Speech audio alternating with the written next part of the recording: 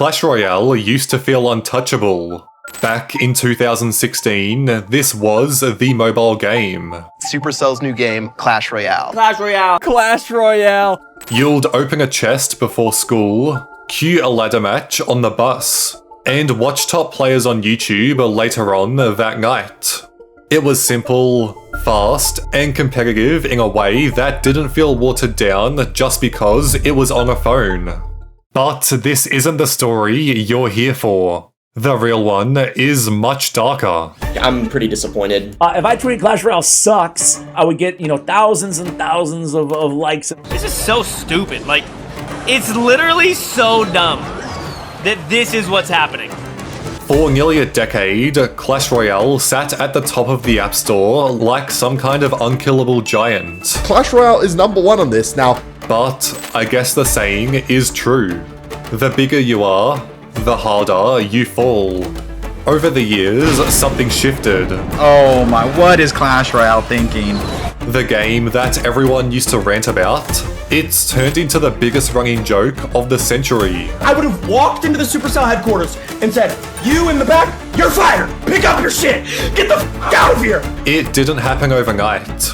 $100 deals, champions, evolutions. It's still a scam. Like, you're still not getting what you were paying for. Each change seemed small at first, but stacked together, they slowly rewrote the story of the game. Without brave changes, the game's gonna die. Now, you'll only see negative videos about it. I hope the game f***ing dies. Players boycotting Clash Royale in its entirety. Clash Royale has shown us time and time again that they do not give a shit about any of us. And eventually, a public response from the top, trying to take all the credit for the success of their game. It's proof of what's possible when a talented team relentlessly focuses on making things better for players.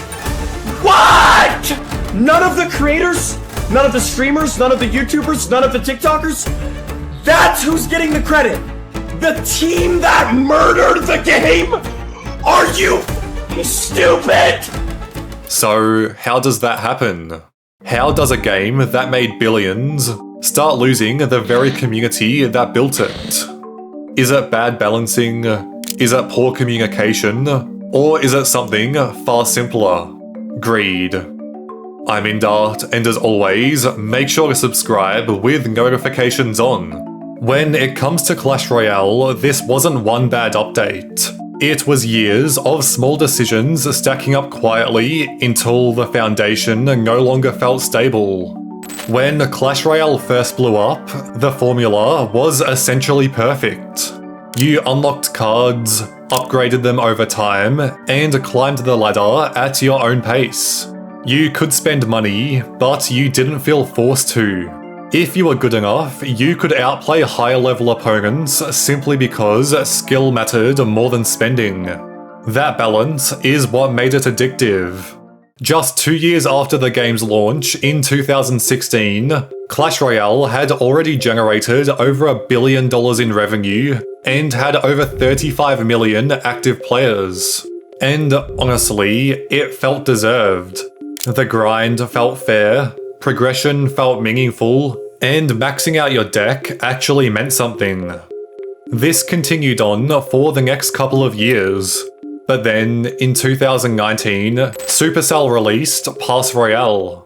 If you've played any major game in the last few years, you already know the format. It was Clash Royale's version of the Fortnite Battle Pass system. At first, nobody really gave any second thought towards it. It was $5 for a month of extra rewards and quality of life perks. It didn't scream pay to win because it felt optional. But this is where monetization started shifting. Early Clash Royale felt like you could pay to speed things up. Pass Royale introduced the idea that paying was optimizing and staying efficient. And slowly, that efficiency started to matter even more. Some of the more underlooked features in the pass included unlimited entries to every challenge and automatic chest unlocking. This basically meant that you could get the max reward from any challenge without even really being good at the game, because you could have just spent the $5 and work your way through it as slowly as you need. Although the first real incident came in 2021 with level 14. For years, the max level in the game had been 13. Players spent hundreds of hours and significant amounts of money for it.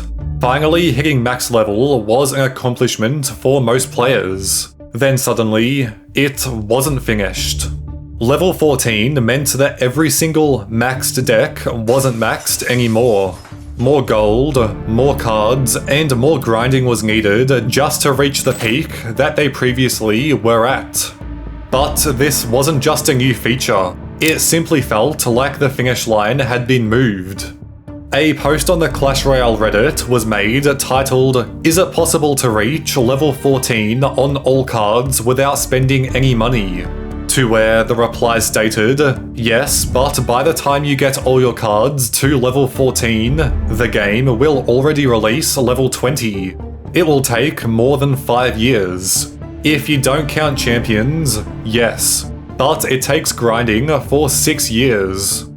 It seemed that the main complaint was that progression expanded at an unrealistic level. On YouTube videos talking about the new update, Level 14 is confirmed! And it's not as great as it sounds. pretty much every comment was making fun of the devs for pushing through with this change. You can tell he's trying to hide his disappointment. I want to play the new card, but I don't want to spend $63. That is ridiculous, dude. In this video by Molt, titled "Spending Everything I Have in Clash Royale," he started off with over 800,000 gold. When the video ends and he has only 16,000 left, you would assume he's basically leveled up everything possible.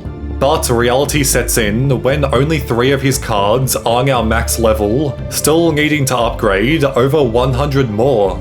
Although, here's the part that people don't like to admit. The revenue spiked.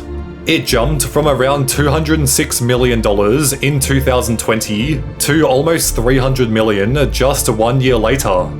On the ever-declining trend it seemed to be on, a jump of roughly $100 million was a clear sign that monetization was working.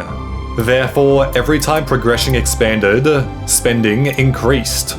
From a business perspective, it worked wonders. But from the perspective of trust, something was about to turn sideways. After that, updates started following a pattern. Champions introduced a new rarity with broken abilities, but they were locked behind higher progression. They were much stronger cards, so obviously everyone wanted them, although they were significantly harder to access. While it's not instantly catastrophic, it still reinforced the idea that power was increasingly tied to grind depth.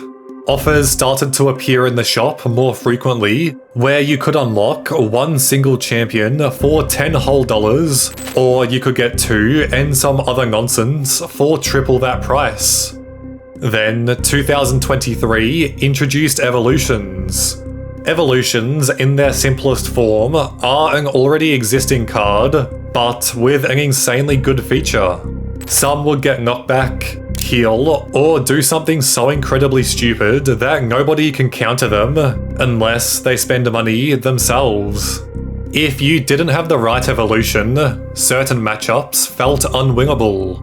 What makes this even more frustrating is that Clash Royale actually started recovering towards the end of 2025. Multiple larger creators picked the game back up, with the main one being Jinxie. For a moment, it genuinely felt like the game had a second life. He was streaming it almost daily and pulling long-form videos with over 7 million views. For the last half-decade, this was unheard of, and therefore this prompted more players to start playing again. Even Mr. Beast admitted that he only started playing because Jinxie made it relevant. Then came Heroes and level 16 at the same time. Just like that, we were back in the same cycle. It meant another level increase and another reset of what max used to be. But this time, the backlash was far bigger than anyone could anticipate. The release video of Heroes has almost 250,000 dislikes, and it was quickly labelled the update that will finally kill the game. Heroes were the strongest cards that had ever been released, but they were also an absolute pain to collect. You were practically forced to spend money if you even wanted a chance to get one, and then once you did spend money, you didn't even get to pick which one you wanted. It was simply left up to chance, and sometimes you can get duplicates that just waste your money entirely. Literally every single Clash Royale creator began speaking out about the topic. Have they not learned anything in 2 years? People do not like the addition of levels. And it doesn't take a genius to figure out that after the game's biggest resurgence in its entire career, this new update was enough to bring it right back down to where it used to be. And then something rare happened. The CEO of Supercell, Ilkka Panganen, released a public statement addressing the current state of the game. He stated, "A game approaching its 10th year didn't just hold on, it exploded." That's extraordinarily rare in our industry. It's proof of what's possible when a talented team relentlessly focuses on making things better for players. This obviously wasn't true at all, and it was Supercell's attempt at covering up their revenue-first base team. Jinxie called it the biggest spit in the face he's ever seen. It's proof of what's possible when a talented team relentlessly focuses on making things better for players. What? None of the creators, none of the streamers, none of the YouTubers, none of the TikTokers, that's who's getting the credit. The team that murdered the game? Are you stupid? And with this post receiving over 12 million views, obviously the community backed him up. Ain't no one played cause of any changes they made. It was all you. This is unbelievable. It's actually crazy how ungrateful they are. Bad updates is one thing, but not giving credit to the guy who made the game popular worldwide again is absolutely unforgivable. Calls for boycotts spread. And I hope, guys, for the sake of this boycott, if they reach out to new creators to play in it, they decline, they don't want to play in it, because I can tell you right now, if they message me, I'm not doing it. Riley says he's not doing it, Ken's not doing it, but I just hope that most creators are going to decline and not participate. But nobody even expects the developers to actually do anything, as they've shown time and time again that they simply don't care about their community. Every month since their biggest resurgence, the revenue has been decreasing, and at the current rate the game is going, it might fall even deeper into the trenches than it already was.